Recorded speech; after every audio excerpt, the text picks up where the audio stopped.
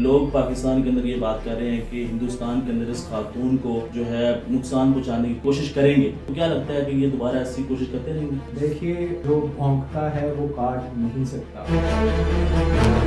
हिंदुस्तान के अंदर इस तरह नारा बुलंद करना, इतने हजूम के सामने अल्लाह अकबर का नारा लगता है, जो हमारे दीगर ममालिक हैं इस्लामिक, उनको क्या पैगाम देंगे? मसला ये है कि एक अकेली खातून के अंदर इतनी हिम्मत है कि वो इतने आवारा गुंडों के सामने अल्लाह अकबर का नारा लगा सकती है। मैं ये समझता हूँ कि ये तो उम्मत मुस्लिमा के लिए जाग उठने का वक्त है। हिंदुस्तान के अंदर जो मुसलमान लीडर्स हैं या सियासी जमातें हैं, उनको इस चीज़ से क्या सबक हासिल करना चाहिए? जी अस्सलाम वालेकुम नाज़रीन, मैं हूं आपका मेज़बान अनस कुंदल। आप देख रहे हैं वाइट न्यूज़। नाज़रीन, इंडिया के अंदर एक वाक़या पेश आया जिसके बाद एक दुनिया को पैगाम गया कि मुसलमान कौम जो है वो बहादुर कौम है, और एक मुसलमान की बेटी ने एक ऐसा पैगाम दिया जिसके बाद इंडिया के अंदर मातम है। हमारे साथ मौजूद होंगे कामरान सईद उस्मानी, उनसे बात करते हैं। सर, ये बताएं कि एक पैगाम जाता है इतने हजूम के सामने, अल्लाह अकबर का नारा लगता है, तो क्या कहते हैं? ये क़ुव्वत ईमानी होती है। ये क्या कहते हैं, इस तरह के जो आरएसएस आइडियोलॉजी इंस्पायर्ड जो ये योगी के और क्या कहते हैं बीजेपी के जो लौंडे लपेड़े या फिर इनके जो कारकुनान है ना, ये इस चीज़ को नहीं समझ सकते। ठीक है, ये जितनी मर्जी बड़ी तादाद में जमा हो जाए, आप अगर उस खातून का कॉन्फिडेंस लेवल देखें, उस हमारी मुसलमान बहन का कॉन्फिडेंस लेवल देखें, तो देखें पीछे पीछे इतने आवारा कुत्तों की तरह उनके पीछे फिर रहे हैं, लेकिन वो बड़े काम डाउन लहजे में और क्या कहते हैं भरपूर जोश के साथ जो है वो अल्लाह अकबर नारे लगा रही हैं। ये जो है ना, ये क़ुव्वत ईमानी होती है। ठीक है, ये इस तरह के लोगों को जो है ना वो नसीब हो नहीं सकता। और ख़ासकर इंडिया जैसे मुल्क के अंदर, वहाँ पे इस तरह के मामला सिर्फ एक ये तो वीडियो वायरल हो गई ना, तो पता चल रहा है इस तरह के मामला हमारे जो मुस्लिम कम्युनिटी है, इवन जो उनके अपने हिंदू कम्युनिटी में दलित्स हैं या शूद्राज हैं या फिर और जितनी कम्युनिटीज़ हैं, सिख हो गए, आपके खालिस्तान तहरीक आपके सामने, ये रोज़ का काम है। जो बीजेपी सरकार है, जो ब्राह्मण बीजेपी सरकार है, इनका रोज का काम है। ऐसे ही वो ऑरेंज से दुपट्टे पहन लेते हैं, हर बंदे को हिरासा करते फिरते हैं। इवन मुसलमानों के तो ये हालात है वहाँ पे कि मुझे पिछले दिनों पता चला कि एक फैमिली को महज सिर्फ इस वजह से पूरी फैमिली को कत्ल कर दिया गया कि उनकी फैमिली के घर के किसी एक फर्द ने जो है वो बीफ बर्गर खाया था। आप अंदाजा कीजिए ये एज नेशन किस जगह पर खड़े हैं। सर, ये बताएं कि हिंदुस्तान के अंदर इस तरह नारा बुलंद करना, इतने हजूम के सामने अल्लाह अकबर का नारा लगता है, तो जो हमारे दीगर ममालिक हैं इस्लामिक, उनको क्या पैगाम देंगे जो कि इस वक्त मुकम्मल तौर पर खामोशी इख्तियार करके बैठे हुए हैं? तो एक खातून एक पैगाम देती हैं तो उसके बाद उनकी आंखें खुलेंगी? देखें, खुलनी चाहिए। मसला ये है कि एक अकेली खातून के अंदर इतनी हिम्मत है कि वो इतने आवारा गुंडों के सामने अल्लाह अकबर का नारा लगा सकती है। मैं ये समझता हूँ कि ये तो उम्मत मुस्लिमा के लिए जाग उठने का वक्त है। आप अगर याद कीजिए कि मोहम्मद बिन कासिम को इस तरफ से सिर्फ एक खत गया, जिसके बाद उन्होंने इतना बड़ा जिहाद किया और 1000 साल वहीं से तहरीक स्टार्ट हुई ना, 1000 साल जो है मुसलमानों ने इन पे हुकूमत की। अब आप अंदाजा कीजिए, वक्त हिस्ट्री अपने आप को रिपीट करती है। दोबारा एक मुसलमान बहन जो है वो अल्लाह अकबर के नारे लगा रही है। आप अंदाजा कीजिए, इस बार मुसलमान जो है ना इन ब्राह्मण साम्राज्य के लोगों पे 5000 साल इंशाल्लाह हुकूमत करेंगे। सर, ये जो वाक़या पेश आया, इससे पहले इंडिया के अंदर ऐसे वाक़यात पेश आते रहते हैं, लेकिन वो मीडिया के ऊपर हाईलाइट नहीं होते। तो जो इंसानी हकूक़ की तंजीमें हैं वो अभी भी खामोश हैं। देखिए, इंसानी हकूक़ की तंजीमें तो चले आप छोड़ दें, जो सो कॉल्ड बात की जाती थी ना यहाँ कि जी 2 नेशन थ्योरी, किस बात पे आप बात करते हैं, हमारा तो खाना सेम है, हमारे कपड़े सेम है, हमारा कल्चर सेम है। देख लिया आपने एक आइडियोलॉजी पे? देखें ना, अगर आप क्लोजली ऑब्जर्व करें, उस खातून ने अबाया पहना हुआ था, शेरनी ने, हमारी हम तो उसे शेरनी कहेंगे, शेरनी ने अबाया पहना था, वो उसकी मर्जी है। यहाँ इंडिया का सेकुलरिज्म किधर गया? ठीक है ना, वो अबाया पहने, उसका जो दिल करता है वो पहने। यहाँ पे freedom of speech, freedom of expression किधर गया?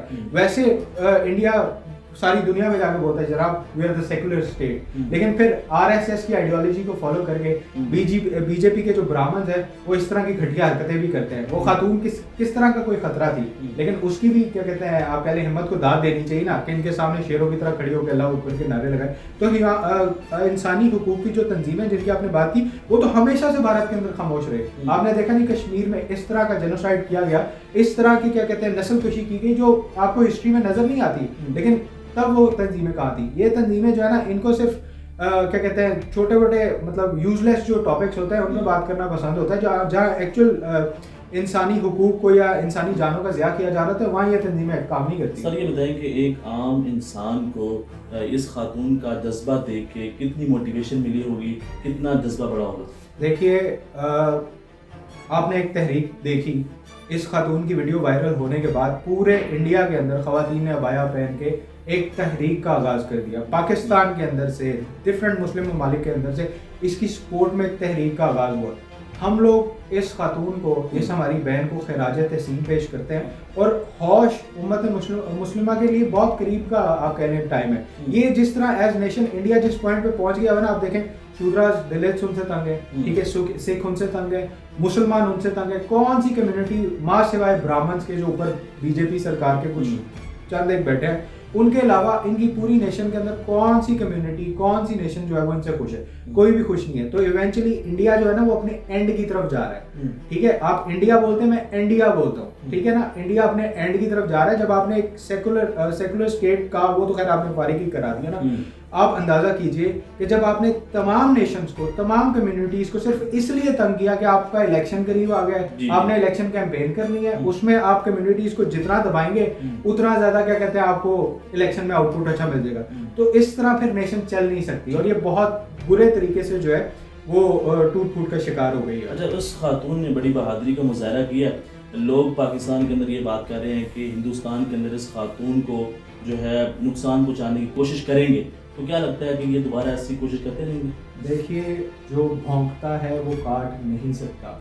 एक हमारी शहजादी थी बीच में खड़ी, कोई उसके साथ कोई सिक्योरिटी गार्ड्स तो नहीं थे ना कि सिक्योरिटी का हमला था या कोई बहुत बड़ी पॉलिटिकल लीडर थी, वो बीच में खड़ी अल्लाह अकबर के नारे लगा रही है। अगर वो इतनी जुर्रत कर सकती है और वो 50-100 होने के बावजूद भी उसको हाथ नहीं लगा पा रहे, तो बीजेपी सरकार या फिर इनके जो आरएसएस के गुंडे हैं वो इतनी जुर्रत कर सकते हैं हमारी मुसलमान बहन को वहाँ पे हाथ लगाने का? अल्लाह खैर करेगा, कुछ नहीं होगा। सर, हिंदुस्तान के अंदर जो मुसलमान लीडर्स हैं या सियासी जमातें हैं, उनको इस चीज़ से क्या सबक हासिल करना चाहिए? देखिए, मैं ये समझता हूँ कि हिंदुस्तान के अंदर जो मुस्लिम लीडर्स काम कर रहे हैं, असदुद्दीन अवैसी और क्या कहते हैं अकबर जो है, बड़ा अच्छा काम कर रहे हैं। वो लोग ललकार रहे हैं इनको, जाहिर है स्ट्रेंथ में थोड़े कम है, लेकिन मैं समझता हूँ कि जिस तरह की अवेयरनेस इस टाइम पे इंडिया के मुसलमानों को आई ना, उनको वाज़ेह हो गया कि भाई दो कौमी नज़रिया था क्या। वाज़ेह हो गया ना इस चीज़ से, वाज़ेह कि भाई उनका खाना पीना सेम हो सकता है लेकिन मजहबी तौर पे हम डिफरेंट है, ठीक है, हमारे अकायद डिफरेंट है, हमारा रहना सहना डिफरेंट है। इससे तमाम इंडिया के जो मुसलमान है ना वो एक, मुझे लगता है इस टाइम पे पेज पे खड़े हैं और ये बहुत करीब होगा, बहुत जल्दी होगा कि इंडिया बहुत बड़ी, ना सिर्फ मुसलमानों की तरफ से, हर कौम की तरफ से बहुत जल्दी जो है वो बहुत बड़ी टूट फूट का शिकार होगा। अरे सर, मैं ये पूछूंगा कि इंटरनेशनल मीडिया जब भी पाकिस्तान के अंदर या मुसलमानों के खिलाफ कुछ होता है तो उसके ऊपर काफ़ी बातें की जाती हैं, आर्टिकल्स लिखे जाते हैं, आवाज़ बुलंद की जाती है, लेकिन जिस तरह इंडिया के अंदर ये वाक़या पेश आया, यकीन माने कि कोई इस तरह से आवाज़ बुलंद नहीं की गई है। देखिए, यहाँ ये वाज़ेह हो गया ना इनका वन साइडेड बायस्ड एजेंडा। अब इंटरनेशनल जो प्रेस है या इंटरनेशनल मीडिया है वो एक बहुत बात करता है कि जी फ्रीडम ऑफ स्पीच होनी चाहिए, फ्रीडम ऑफ एक्सप्रेशन होना चाहिए। उस खातून ने अबाया पहना, उसकी मर्जी थी, ना पहनती, पहने 10 दफ़ा पहने, ये भी तो फ्रीडम ऑफ स्पीच या फ्रीडम ऑफ एक्सप्रेशन को दबाने वाली बात है ना। यहाँ पे इंटरनेशनल मीडिया नहीं आएगा। इन लोगों के लिए वही हॉट टॉपिक्स होते हैं जिसमें मुसलमानों की कोई गलती होती है या फिर पाकिस्तान जो है ना, पाकिस्तान की छोटी मोटी हर चीज़ को इन्होंने हाईलाइट करना होता है। ये इंटरनेशनल मीडिया को यहाँ क्या कहते हैं फ्रीडम ऑफ स्पीच की जो है क्या कहते हैं गला घुटता नजर नहीं आ रहा। अच्छा सर, ये बताएं कि इस्लामिक ममालिक जो हैं अब वो होश के नाखून लेंगे? बिल्कुल लेंगे, लेना चाहिए। आप अगर जाके देखिए तो मुझे तो ये चीज़ नज़र आ रही है कि पूरे इंडिया में, इर्द गिर्द में, बांग्लादेश के अंदर, उसके बाद आपके जितने मुस्लिम ममालिक हैं, खासतौर पर पाकिस्तान में, इसमें बाकायदा पाकिस्तान तो सर हमेशा साथ होता है। पाकिस्तान के अंदर एक बाकायदा तहरीक का आगाज हो गया। खवातीन अबाया पहन के बोल रहे हैं भाई हम उसे सपोर्ट करते हैं और क्यों ना करें, ठीक है ना। अबाया एक प्राइवेट मैटर है भाई, एक रिलीजियस प्रैक्टिस के अलावा एक फ्रीडम ऑफ एक्सप्रेशन है। मेरा जो दिल करेगा मैं पहनूंगा, कोई मुझे रोक नहीं सकता, ठीक है। तो इसमें ज़रूर जो मुसलमान मुल्क है वो करेंगे, इस पे होश के नाखून लेंगे भी और लेने भी चाहिए। और मज़ेदार बात मैं आपको इधर ये बताता हूँ कि 1000 साल जब मुसलमानों ने इन पे हुकूमत की ना, तो तकरीबन इनकी जो औरतें थी ना, आरएसएस वाले जो आजकल लगे फिरते हैं, इनकी औरतें मुगल दरबारों में नाचती रही, लेकिन कभी किसी मुगल बादशाह ने उनका रेप नहीं किया, इज्जत दी, खवातीन को इज्जत दी। इवन अकबर बादशाह ने, अकबर बादशाह को आप देखें तो उन्होंने एक राजपूत खातून को बड़ी इज्जत दी, जोधाबाई जिन्हें कहा जाता है, बहुत ज़्यादा इज्जत एहतराम से रखा।